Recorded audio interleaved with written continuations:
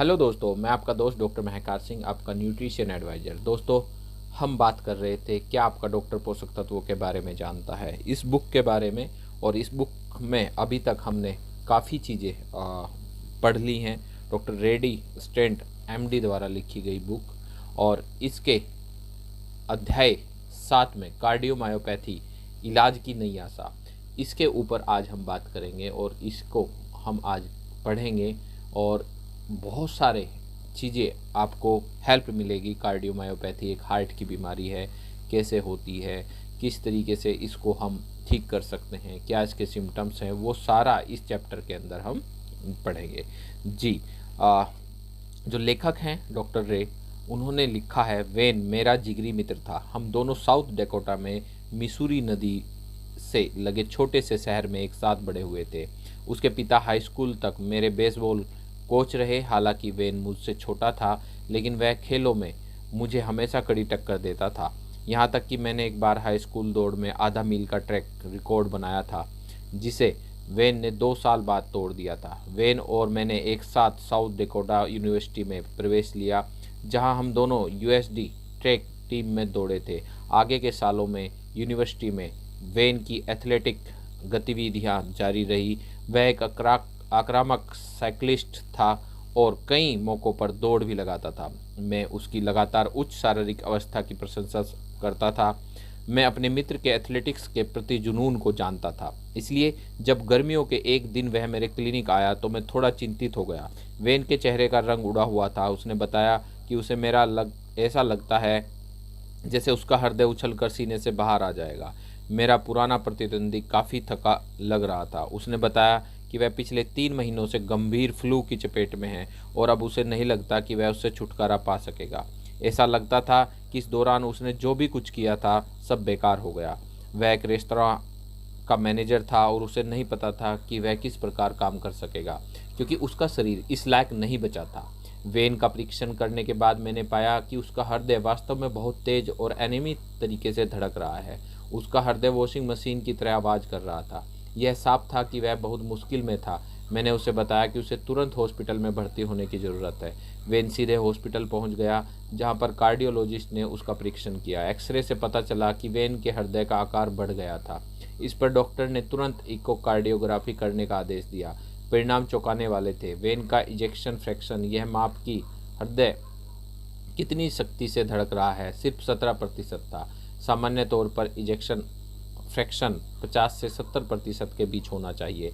जब ejection fraction 30% से नीचे पहुंच जाता है तो मरीज को हृदय प्रत्यारोपण की आवश्यकता महसूस की जाती है। वेन का हृदय आकार में बढ़ गया था, उसमें खून के थक्के जम गए थे और वह अनियमित तरीके से धड़क रहा था। उसकी हालत बहुत गंभीर थी। कार्डियोलॉजिस्ट ने इसके बाद उसका कार्डियक कैथेटराइजेशन किया, जिसमें वेन के हृदय और कोरोनरी आर्टरी में विशिष्ट डाई का इंजेक्शन लगाया गया। इससे पता चला कि उसकी धमनियां ठीक थी, लेकिन हृदय की हालत गंभीर थी। अपने परीक्षण के तौर पर वेन के हृदय की मांसपेशियों की बायोप्सी की गई, जिससे पता चला कि हृदय में वायरल संक्रमण के कारण उसे कार्डियोमायोपैथी, हृदय की मांसपेशियों में अत्यधिक कमजोरी हो गई थी। यह संक्रमण संभवतः वसंत के उन दिनों में हुआ था जब वेन को फ्लू हुआ था। वास्तव में उसे वायरल मायोकार्डाइटिस हो गया था, जिसके कारण हृदय को बहुत नुकसान हो चुका था। कार्डियोलॉजिस्ट ने उसे रक्त को पतला करने वाली दवा कोमोडीन दी, साथ ही उसके हृदय को मजबूत बनाने के लिए भी कई दवाइयाँ दी गई। इसके बाद उसे हॉस्पिटल से छुट्टी दे दी गई, लेकिन अब वह काफ़ी कमज़ोर हो गया था और बड़ी मुश्किल से चल पा रहा था। कुछ हफ्तों बाद वेन के हृदय के परीक्षण से पता चला कि उसके हृदय का इजेक्शन फ्रैक्शन बढ़कर 23% हो गया था। कार्डियोलॉजिस्ट इस प्रगति से अधिक आशावादी नहीं थे। उन्हें लगता था कि वेन का स्वास्थ्य इससे अधिक बेहतर नहीं हो सकता है। उसके हृदय में अभी भी खून के थक्के जमा थे और हृदय में एट्रियल फिब्रिलेशन था। कार्डियोलॉजिस्ट के पास अब एकमात्र विकल्प यह बचा था कि उसे मिनीपोलिस स्थित एबोट नॉर्थ वेस्टर्न भेज दिया जाए, जहां उसे हृदय प्रत्यारोपण कराने वाले मरीजों की सूची में रखा जा सके। आप सोच सकते हैं कि एक मित्र के साथ इस मुद्दे पर बात करना मेरे लिए कितना मुश्किल था। मुझे वेन के माता पिता, जिनके प्यार और प्रेरणा के साथ में बड़ा हुआ था, को भी इस बारे में बताना था कि उनके बेटे की ज़िंदगी खतरनाक मोड़ पर खड़ी थी। उन्हें यह बताना काफ़ी मुश्किल था, क्योंकि हाल ही में वे अपना छोटा बेटा फेफड़ों के कैंसर के कारण खो चुके थे। ऐसा लग रहा था जैसे मैं एक निराशावादी संदेश देने वाला हूँ। वेन मिनीपोलिस नहीं जाना चाहता था, इसकी बजाय वह स्थानीय कार्डियोलॉजिस्ट की निगरानी में रहकर नियमित रूप से मेरे पास आना चाहता था। हमने उसे अन्य दवाइयों के साथ शक्तिशाली एंटीऑक्सीडेंट और अतिरिक्त खनिज तत्व देना शुरू किया। आखिरकार उसके खून के थक्के पिघल चुके थे और कार्डियोलॉजिस्ट इलेक्ट्रिक शॉक थेरेपी के द्वारा उसकी हृदय गति को सामान्य लाने में सक्षम थे।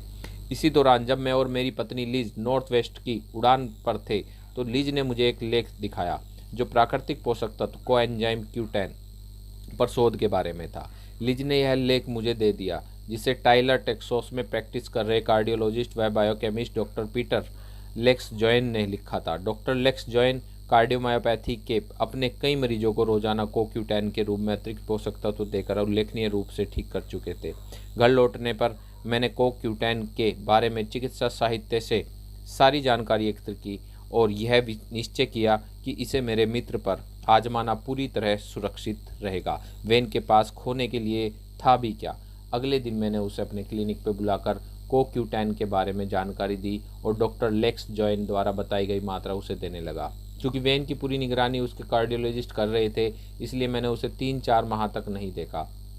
जब वह मेरे क्लिनिक में आया तो उसने मुझसे टोटल डिसेबिलिटी इनकम पूर्ण अक्षमता आय के लिए आवेदन करने के बारे में चर्चा की। यह सुनकर मेरी उम्मीद खत्म होने लगी। टोटल डिसेबिलिटी, वेन ने बताया कि मुझे पिछले 8 महीनों से उसने कोई काम नहीं किया था, इसलिए उसके मित्रों द्वारा तथा व्यावसायिक सहयोगियों ने उसके डिसेबिलिटी के लिए आवेदन करने को कहा था। मैंने उससे पूछा कि वह कैसा महसूस कर रहा था, तो उसने कहा कि अब वह बेहतर महसूस कर रहा था और वास्तव में रोजाना 5 मील तक बाइक चलाने लगा था। कभी कभी वह थोड़ा दौड़ भी लेता था। मैंने मुस्कुराते हुए कहा कि मुझे उसे अक्षम बताने में मुश्किल होगी क्योंकि उसके सक्रियता स्तर में नाटकीय प्रगति हुई थी। मैंने इसे इकोकार्डियोग्राम कराने की सलाह दी ताकि यह देखा जा सके कि उसका हृदय किस प्रकार काम कर रहा है। वह तैयार हो गया। इकोकार्डियोग्राम के परिणाम देखकर मैं आश्चर्यचकित रह गया। वेन का इजेक्शन फ्रैक्शन सामान्य होकर 51% हो गया था। इस चमत्कारिक सुधार के बारे में सिर्फ यह कहा जा सकता था कि यह सब प्रार्थनाओं और पोषक कोएंजाइम Q10 की बदौलत हुआ था। अगले हफ्ते मैं वेन के कार्डियोलॉजिस्ट से डॉक्टर लाउंस में मिला और खुशी खुशी उसे बताया कि वेन में इतना सुधार हो चुका है, लेकिन उन्होंने कोई उत्साह नहीं दिखाया। उन्हें मेरी बातों पर विश्वास नहीं हो रहा था। उन्होंने अपनी मशीन पर वेन का फिर से इकोकार्डियोग्राम करवाने पर जोर दिया। वेन को कार्डियोलॉजिस्ट के क्लिनिक में बुलाया गया, लेकिन कई हफ्तों तक मुझे इसके परिणाम के बारे में कुछ भी सुनने को नहीं मिला। आखिरकार जब मेरे पास एक पत्र आया तो मुझे पता चला कि कार्डियोलॉजिस्ट की मशीन पर वेन का इजेक्शन फ्रैक्शन 58% था। मैंने सोचा हाँ, यह फिर भी बेहतर था। पत्र मिलने के 1 हफ्ते बाद जब मैं डॉक्टर्स लाउंज में नाश्ता कर रहा था, तभी वेन के कार्डियोलॉजिस्ट मेरे पास आए। इस बार हमारी चर्चा में बहुत फर्क था।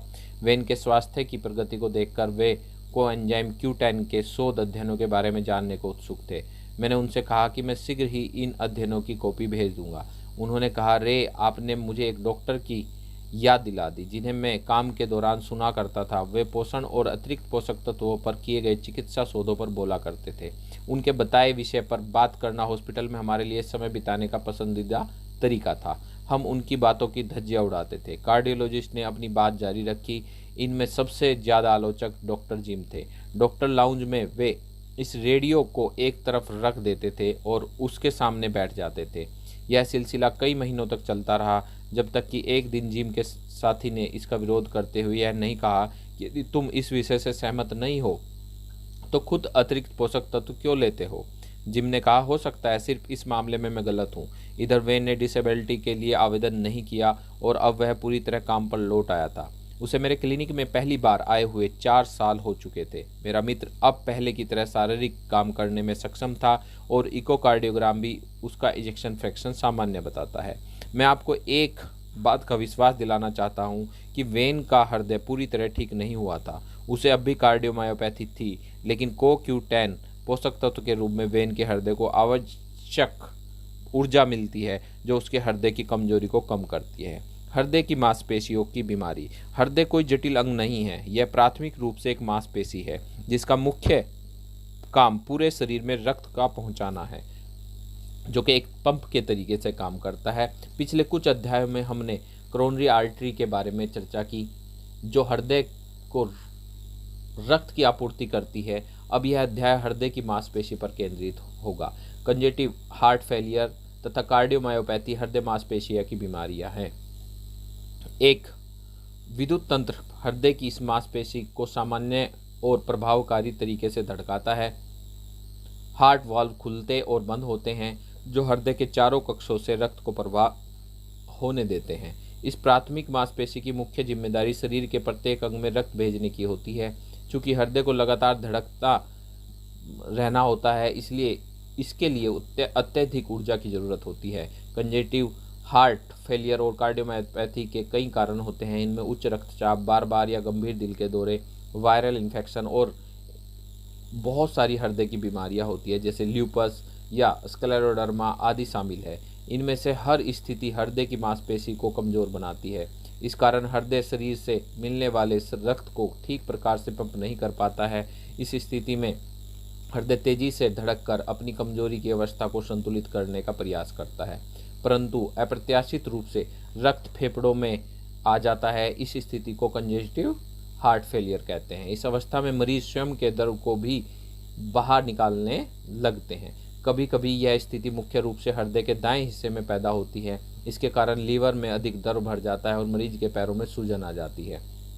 जब किसी का हृदय गंभीर रूप से कमज़ोर होकर फैल जाता है, जैसा कि वेन के बारे में हुआ, तो डॉक्टर उसे कार्डियोमायोपैथी कहते हैं। कार्डियोमायोपैथी कंजेस्टिव हार्ट फेलियर की गंभीर स्थिति है। सामान्य रूप से हृदय का आकार बड़ा होना इसका मुख्य लक्षण होता है।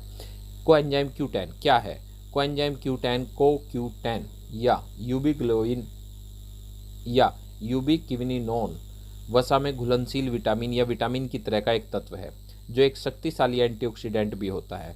कई प्रकार के खाद्य पदार्थों जैसे मांस, सोया ऑयल, समुद्री मछली तथा मूंगफली में कोएंजाइम Q10 की मात्रा होती है। हमारे शरीर में भी अमीनो एसिड टायरोसिन से Q10 बनाने की क्षमता होती है, लेकिन यह एक जटिल प्रक्रिया होती है जिसके लिए कम से कम 8 प्रकार के विटामिन और अनेक प्रकार के खनिजों की आवश्यकता होती है। इनमें से किसी एक तत्व को भी कभी कमी होने पर शरीर में कोएंजाइम Q10 के निर्माण में बाधा पहुंच जाती है। एक सहायक के रूप में कोएंजाइम Q10 के समूह शरीर में बड़ी एंजाइम प्रक्रिया के लिए जरूरी होते हैं। CoQ10 शरीर के अंदर कोशिका की माइटोकॉन्ड्रिया में कम से कम 3 महत्वपूर्ण एंजाइमों के लिए सहकारक के रूप में काम करता है। ध्यान रखें कि माइटोकॉन्ड्रिया आवश्यक रूप से बैटरी या सेल की भट्टी की तरह होता है, जहां से कोशिका के लिए ऊर्जा उत्पन्न होती है। उच्च ऊर्जा वाले फॉस्फेट तथा एडेनोसिन ट्राइफॉस्फेट, जिन पर सभी कोशिकीय कार्य निर्भर करते हैं, के उत्पादन के लिए माइटोकॉन्ड्रिया के एंजाइमों की आवश्यकता होती है। आपको यह याद होगा कि माइटोकॉन्ड्रिया में ही ऑक्सीकरण की प्रक्रिया होती है। यहाँ पर न सिर्फ ऊर्जा पैदा होती है, बल्कि स्वतंत्र तत्व जैसे अनेक खतरनाक सह उत्पाद भी बनते हैं। शक्तिशाली एंटीऑक्सीडेंट के रूप में CoQ10 एक महत्वपूर्ण तत्व है, जो इन स्वतंत्र तत्वों को उदासीन करने में मदद करता है। बहरहाल, इस स्थिति में इसका महत्वपूर्ण काम ऊर्जा उत्पन्न करने में मदद करना होता है। मनुष्य के माइटोकॉन्ड्रिया को ईंधन प्रदान करने वाले को CoQ10 को सबसे पहले 1957 में डॉक्टर फ्रेडरिक क्रेन ने गाय के हृदय के माइटोकॉन्ड्रिया से अलग किया था। सन 1958 में मर्क इंक के डॉक्टर कॉर्ल फॉल्कर्स और उनके साथियों ने इसकी सही रासायनिक संरचना का पता लगाकर इसे प्रयोगशाला में बनाने की शुरुआत की थी। इसके बाद 1970 के मध्य में जापानियों ने इसके लिए सही तकनीक का विकास किया और अब बड़ी मात्रा में शुद्ध CoQ10 का उत्पादन किया जाता है। CoQ10 की कमी और हार्ट फेलियर। कई जांचकर्ताओं में सिर्फ रक्त में CoQ10 की सामान्य मात्रा के बारे में बताया, बल्कि उन्होंने हार्ट फेलियर की गंभीरता और CoQ10 की कमी के बीच सीधे संबंध को भी पहचाना। कैंसर, हृदय रोग तथा डायबिटीज में CoQ10 की मात्रा में उल्लेखनीय कमी पाई जाती है। जबकि कंजेस्टिव हार्ट फेलियर और कार्डियोमायोपैथी के मरीज के रक्त स्तर में CoQ10 की इस कमी को साफ तौर से देखा गया है। शरीर में CoQ10 की कमी के कई कारण हो सकते हैं। कम पोषक तत्व वाला भोजन, शरीर की CoQ10 को संश्लेषित करने की क्षमता में कमी, या शरीर द्वारा CoQ10 का अत्यधिक मात्रा में इस्तेमाल।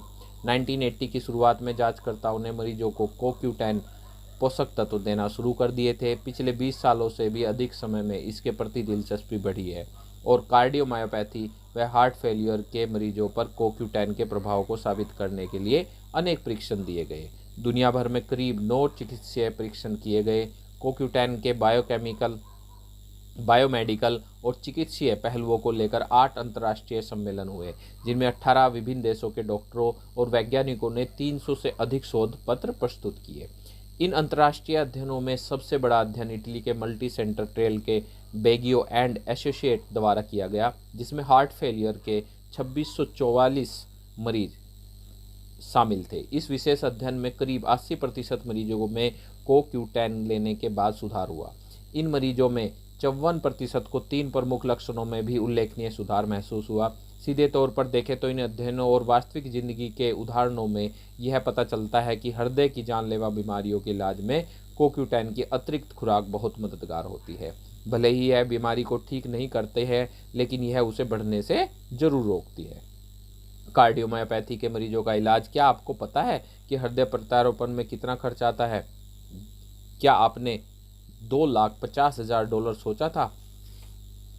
क्या आप यह बात जानते हैं कि 65 साल से कम उम्र के 25,000 से अधिक मरीज हृदय प्रत्यारोपण कराने वालों की सूची में प्रतीक्षा है, यानी कि प्रतीक्षा कर रहे हैं। 65 साल से अधिक उम्र के भी हजारों मरीजों को कार्डियोमायोपैथी है, लेकिन अधिक उम्र के कारण वे हृदय प्रत्यारोपण के योग्य नहीं हैं। हालांकि हो सकता है इनका सर्वोत्तम इलाज हो रहा हो, लेकिन इनमें से अधिकांश पूरी तरह अक्षम हैं। 10 में से सिर्फ 1 मरीज ही हृदय प्रत्यारोपण के योग्य होता है। बाकी के 9 मरीजों को आमतौर पर बीमारी के कारण ही मरना पड़ता है। इन आंकड़ों में वे हजारों मरीज शामिल नहीं हैं जो कंजेस्टिव हार्ट फेलियर से पीड़ित हैं। डॉक्टर फोल्कर्स तथा लेक्स जोयन ने 1992 में चिकित्सा साहित्य के एक अध्ययन में प्रस्तुत किया। मैं मानता हूं कि इसने इस बारे में तमाम विवादों का अंत कर दिया। उन्होंने प्रत्यारोपण का इंतजार कर रहे 11 मरीजों को CoQ10 देना शुरू किया। इनमें से 3 मरीज बुरी स्थितियों में सबसे अच्छी स्थिति में पहुंच गए।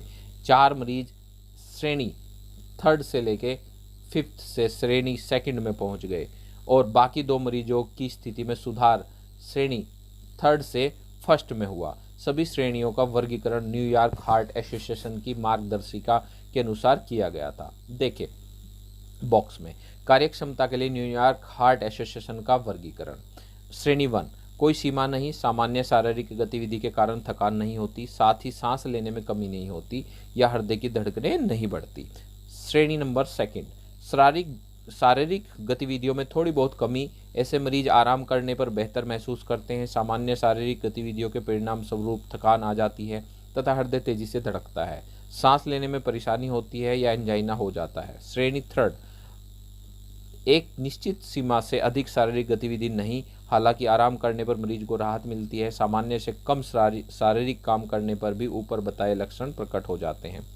जी श्रेणी नंबर 4 बगैर असुविधा कोई काम न कर पाना, आरामदायक स्थिति में भी कंजेस्टिव हार्ट फेलियर के लक्षण दिखाई देना, किसी भी प्रकार के शारीरिक काम से थकान के लक्षण दिखाई देना, ये आपके हार्ट के वर्गीकरण इसमें बताया गया है। चिकित्सा साहित्य में पहले से मौजूद शोधों के खिलाफ फोल्कर्स लेंस जोयन ने हृदय प्रत्यारोपण के इंतजार में बैठे मरीजों पर कोएंजाइम Q10 को आजमाया और इसके इस्तेमाल को पूर्णतः सुरक्षित करार दिया। यह प्राकृतिक विटामिन या एंटीऑक्सीडेंट के अनेक चिकित्सीय प्रयासों को प्रभावी व सुरक्षित उदाहरण है। यह एक पोषक दवा है जो अपनी उच्चावस्था में है। जब किसी कारण से हृदय की मांसपेशी कमजोर हो जाती है, तब हृदय की कोशिकाओं को ऊर्जा के निर्माण के लिए अधिक मात्रा में पोषक तत्वों की आवश्यकता होती है। चूँकि पोषक तत्वों का अधिक इस्तेमाल होता है, इसलिए हृदय की मांसपेशी में CoQ10 की कमी हो जाती है, जो ऊर्जा उत्पादन का प्रमुख तत्व होता है। जब मरीज इन तत्वों को अतिरिक्त पोषक तत्वों के रूप में लेते हैं, तो हृदय की कमजोर मांसपेशी ताकतवर होकर CoQ10 को संग्रहित करने लगती है और अतिरिक्त ऊर्जा उत्पन्न कर कमजोरी की अवस्था को संतुलित कर देती है। डॉक्टरों को CoQ10 को प्रारंभिक या पारंपरिक इलाज के सहायक के रूप में इस्तेमाल करना चाहिए, न कि उसके स्थान पर। यह एक सहायक दवा है, न कि वैकल्पिक दवा। हालांकि कई अध्ययनों में यह भी पता चला है कि बहुत से मरीजों की स्थिति इतनी बेहतर हो गई थी कि उन्होंने अन्य दवाइयाँ लेना बंद कर दी थी, जबकि उनकी हृदय की मुख्य बीमारी ठीक भी नहीं हुई थी। यहाँ ध्यान देने योग्य बात यह है कि मरीजों को CoQ10 लंबे समय तक लेना चाहिए। अध्ययनों से पता चलता है कि जब मरीज को CoQ10 लेना बंद कर देते हैं तो ईंधन के स्रोत में कमी आने से हृदय अपनी पहले वाली कमजोर स्थिति में पहुंच जाता है।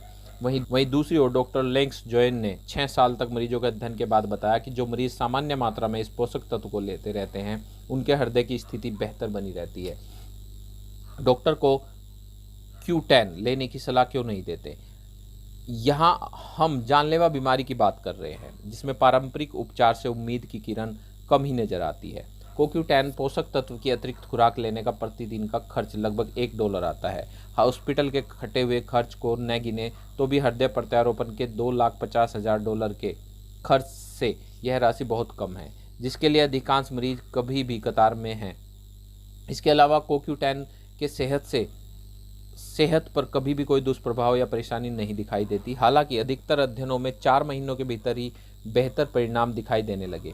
तो इसके बावजूद डॉक्टर कार्डियोमायोपैथी के अपने मरीजों को CoQ10 लेने की सलाह क्यों नहीं देते हैं? आपके डॉक्टर ऐसा क्या नहीं जानते हैं जो आपको मार सकता है? मैंने वेन के डॉक्टर के अलावा कभी किसी अन्य कार्डियोलॉजिस्ट या किसी चिकित्सा बैठक में CoQ10 के उपयोग के बारे में चर्चा नहीं सुनी। नहीं मैंने किसी कार्डियोलॉजिस्ट को कंजेस्टिव हार्ट फेलियर कार्डियोमायोपैथी के किसी मरीज को CoQ10 देते देखा। इन सारे अध्ययनों को देखने के बाद चिकित्सा समुदाय में इस विकल्प के प्रति उदासी को लेकर मैं हैरान हूँ। अमेरिका में केवल 1% कार्डियोलॉजिस्ट कंजेस्टिव हार्ट फेलियर या कार्डियोमायोपैथी के मरीजों को CoQ10 लेने की सलाह देते हैं। ऐसा नहीं है कि उनके दिमाग में कोई बेहतर वैकल्पिक उपचार होता है। अमेरिका के नेशनल इंस्टीट्यूट ऑफ हेल्थ ने CoQ10 से संबंधित सभी प्रकार के अध्ययनों के लिए वित्तीय सहायता दी है, लेकिन CoQ10 एक प्राकृतिक उत्पाद है। यह बाजार में अत्यधिक मात्रा में उपलब्ध संश्लेषित दवाइयों की तरह नहीं है और इसलिए इसे FDA द्वारा पेटेंट नहीं कराया जा सकता है। दवा कंपनियां बिना वित्तीय लाभ के इसके लिए जरूरी $35 करोड़ लगाना ही नहीं चाहती हैं। इसके अलावा इसके इस्तेमाल के लिए डॉक्टरों का प्रोत्साहित करना भी दवा कंपनियों को महंगा पड़ेगा। ऐसा तो कुछ होने नहीं जा रहा है। मैं आपको बताऊंगा कि डॉक्टर CoQ10 लेने की सलाह क्यों नहीं देते हैं। डॉक्टरों को दवाओं के लिए ट्रेनिंग दी जाती है। हम दवाओं के बारे में तो जानते हैं लेकिन प्राकृतिक उत्पादों के बारे में कम ही जानते हैं। हम इस बात को स्वीकार करने में झिझकते हैं कि प्रतिदिन हमारे क्लिनिक में आने वाला रिप्रेजेंटेटिव ही नए इलाज के बारे में बहुत कुछ नियंत्रित करता है कि हम क्या सीखेंगे। मैं अभी भी किसी दवा कंपनी के सेल्स प्रतिनिधि का इंतजार कर रहा हूं जो CoQ10 और इसके कार्डियोमायोपैथी पर प्रभाव के बारे में बताएगा, लेकिन इसमें पैसे की कोई गुंजाइश नहीं है। एमा की कहानी। 80 साल की एमा मेरी एक खुश मिजाज मरीज है। करीब 4 साल पहले कार्डियोलॉजिस्ट ने उन्हें कार्डियोमायोपैथी से पीड़ित बताया। 20% इजेक्शन फ्रैक्शन ने एमा की ज़िंदगी को गंभीर रूप से सीमित कर दिया था। कार्डियोलॉजिस्ट ने उन्हें अनेक दवाएं दी जिनमें धड़कन को नियमित करने के लिए कार्डिरोन नामक दवा भी थी। बहरहाल इस दवा ने एमा को बहुत बीमार कर दिया और जल्द ही वे कुछ भी खा पाने के लायक नहीं रही। न सिर्फ उनका वजन काफ़ी कम होता बल्कि दवाओं ने उनके थायराइड ग्रंथि को भी नुकसान पहुंचाया। थायराइड का उपचार शुरू किया गया पर यह कहानी बेमानी होगा कि एमा गंभीर रूप से बीमार हो रही थी। उम्र के कारण वे हृदय प्रत्यारोपण में भी नहीं जा सकती थी। पारंपरिक उपचार ने एमा की हालत को बदतर बना दिया था। निराशा की स्थिति में वे मेरे पास आई क्योंकि उन्होंने यह सुना था कि इस प्रकार की समस्या से मैंने दूसरों की मदद की थी। उनका परीक्षण कराने के बाद यह देखा जा सकता था कि कार्डिरोन से उन्हें खासा नुकसान हो रहा था। वे यह दवा बंद करना चाहती थी और मैं उनसे सहमत था। मेरी व्यक्तिगत सोच यह थी कि अगर एमा ने यह दवाई लेना जारी रखी तो वह 1 या 2 महीने की जिंदा रह पाएगी। कार्डिरोन बंद करने के बाद मैंने अपने इस नए मरीज को 300 मिलीग्राम CoQ10 देना शुरू कर दिया। एमा खुश थी कि उसकी भूख वापस आ गई थी तथा ताकत भी बढ़ गई थी। अब उसकी सांसें भी सामान्य हो रही थी। उनकी गतिविधियां जल्दी ही फिर से सामान्य होने लगी। 4 महीने बाद कार्डियोलॉजिस्ट ने उनका इकोकार्डियोग्राम किया और यह देखकर खुश हो गया कि उनका इजेक्शन फ्रैक्शन बढ़कर 42% हो गया। अब एमा हृदय की बजाय अपनी अर्थराइटिस की समस्या से अपेक्षाकृत अधिक परेशान थी। वे अपने बाएं पैर के घुटने से टोटल रिप्लेसमेंट भी करवा सकती थी। जिस महिला के जाने की उम्मीद कम थी उसके लिए यह कोई बुरी बात नहीं थी। एमा की कार्डियोमायोपैथी का उपचार हुए अब 4 साल बीत चुके हैं और अब वे खुशहाल प्रसन्न ज़िंदगी जी रहे हैं। डॉक्टरों को अपने मरीजों का वकील होना चाहिए। हमें यह जानने और समझने की ज़रूरत है कि प्राकृतिक उत्पाद किस प्रकार हमारे मरीजों की मदद कर सकते हैं। सेहत के बारे में एक आधारभूत सिद्धांत है जिस पर मैं ज़्यादा जोर नहीं देना चाहूँगा। हम इस बात पर जोर देते हैं कि सिर्फ प्राकृतिक रूप से ही बीमारियों को ठीक कर शरीर की कार्य क्षमता को सामान्य स्तर पर लाया जा सकता है, ताकि शरीर सामान्य स्तर तक काम कर सके, और इसी से सभी प्रकार के इलाज संभव है। इस प्रकार के अतिरिक्त तत्वों को केवल सहायक तत्वों या सहायक दवा के रूप में ही लेने की सलाह देना बेहतर होगा। कार्डियोमायोपैथी के मरीजों को सामान्य दवा के साथ पर्याप्त वह संतुलित एंटीऑक्सीडेंट वह मिनरल टैबलेट के साथ कोक्यूटेन की अपेक्षाकृत अधिक मात्रा 300 से 500 मिलीग्राम प्रतिदिन लेना चाहिए। हम अनियमित कार्य कर रहे हृदय को प्राकृतिक रूप से कार्य करने के लिए मदद करते हैं, जिससे मरीज के स्वास्थ्य में उल्लेखनीय सुधार होता है। तो दोस्तों, आपने शायद काफ़ी कुछ कोएंजाइम क्यूटेन के बारे में काफ़ी कुछ सीख लिया होगा। कार्डियोमायोपैथी क्या होती है, हार्ट की अगर ऐसे कोई सिम्टम्स आपके शरीर के अंदर आते हैं तो आप ध्यान दीजिए और ये सारी चीज़ों का लाभ उठाइए। चलिए दोस्तों, नेक्स्ट चैप्टर पे अगली वीडियो में हम बात करेंगे कीमो प्रिवेंशन और कैंसर के बारे में। धन्यवाद।